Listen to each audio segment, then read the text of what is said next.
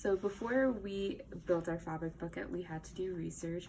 So we looked into self-healing waterproof fabrics that could withstand the changes of pH, temperature, and UV exposure. We also looked at the chemistry of waterproof clothing, which had latex coatings and multiple layers to trap in the water. Before we built our bucket, we also looked at the definitions of hydrophilic versus hydrophobic. So hydrophilic means that the material absorbs water and spreads out the water on the surface to maximize contact, while hydrophobic means the material repels water and forms droplets on the surface. We looked at the best waterproofing fabrics, and amongst the fabrics we used nylon for our first design and a cotton-based canvas for our final design.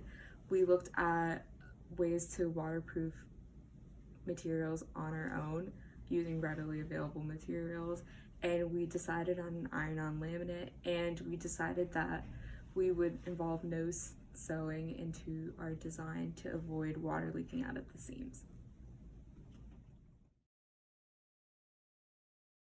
So some of our project constraints that we had to follow for this project was that the bucket had to be portable when filled with water. It had to fit into a 6x6-inch container and had to be foldable and compressible to fit in there. And it had to hang on a hook for a minute with at least a gallon of water, and it must be made out of 50% fibrous materials within the water containment area. And it also can't have any pre-waterproof or pre-laminated material. And to achieve this, we had some technical components that included having a canvas fabric because of its reliability and thickness. We also used a ribbon to cinch the top of the fabric together to prevent water from leaking out of the gaps. And we used straps made out of the same canvas material to wrap from the top to the bottom of the bucket to make a loop at the top where it would lay on the hook. And we also made sure that the bucket would hold a gallon of water before we started the project by calculating the volume. So our initial design included a purse-style bag with zippered side panels. To waterproof this, we ironed on a heat transfer vinyl laminate. Though our zippers claimed to be waterproof, they leaked in our initial testing session. So afterwards, we went right back to brainstorming and we came up with design number 2. This is a square of canvas with the same iron-on laminate and a series of small holes on the border where a ribbon is woven to cinch the canvas into a bucket form. This design was difficult to envision and estimate volume for, and we had to overcome a couple challenges related to seams, but this final design was successful.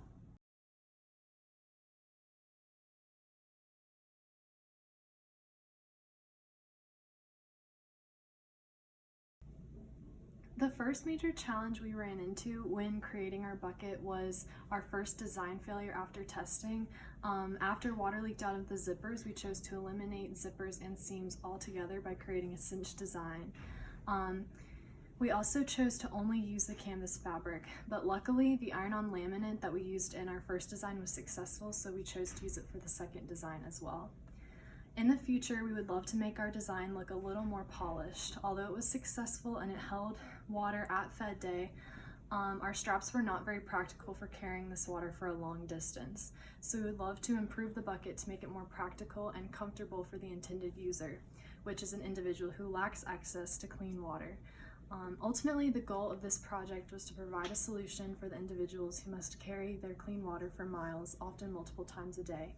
We would love to see an improved version of our design implemented in this real-world situation. At the FEDD competition, our bucket proved successful. We placed 5th out of 10 groups in the afternoon session. We filled it past the required gallon with no leaks to a total mass of 5.84 kilograms. At this mass, our bucket failed due to issues with the straps, which were unattached. However, we met the given requirements and we were very happy about that. So our advice for future first-year engineers would be work well with your team as best as possible, because that's really going to make a difference. Try to plan everything before your first meeting, so all your dates and your timeline, how you want to start this project, where you want to go with it.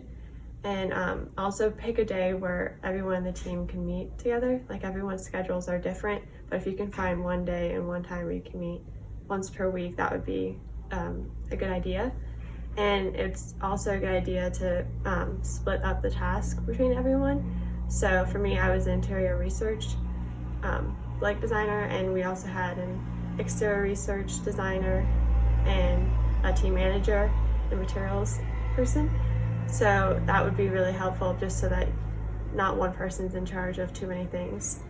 And also test your fabric bucket a couple of weeks before FEDD, just in case it fails. You might need to remodel it or start completely over.